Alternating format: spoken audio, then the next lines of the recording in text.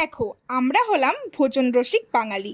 আমরা ছুটির দিন পেলেই হরেক রকম পদ রান্না করে খেতে ভালোবাসি। তো আজকে হলো রবিবার। তো রবিবারের স্পেশাল মেনুতে কি কি ছিল চলো সেটাই তোমাদের সাথে শেয়ার করি। ফার্স্টেই থালায় নিয়েছিলাম এক বাটি গরম গরম ভাত, তারপর ছিল নুন, আর স্যালাডে ছিল শসা, গাজর, লেবু, লঙ্কা আর একটু পেঁয়াজ। তারপর ছিল একদম গোল গোল করে কাটা আলু ভাজা আর একটু পটল ভাজা। ভাতের সাথে ভাজা খেতে কার না ভালো লাগে বলো তো।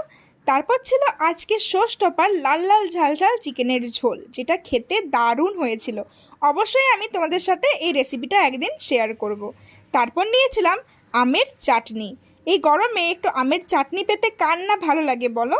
ব্যাস, এই ছিল আজকে দুপুরের আয়োজন। ভিডিওটি কেমন লাগলো অবশ্যই কিন্তু কমেন্ট করে জানাবে, আর সাবস্ক্রাইব করে আমাদের পাশে থাকবে। সকলে ভালো থেকো আর সকলকে ভালো রেখো। দেখা হচ্ছে পরের ভিডিওতে। আজকের মতো টাটা।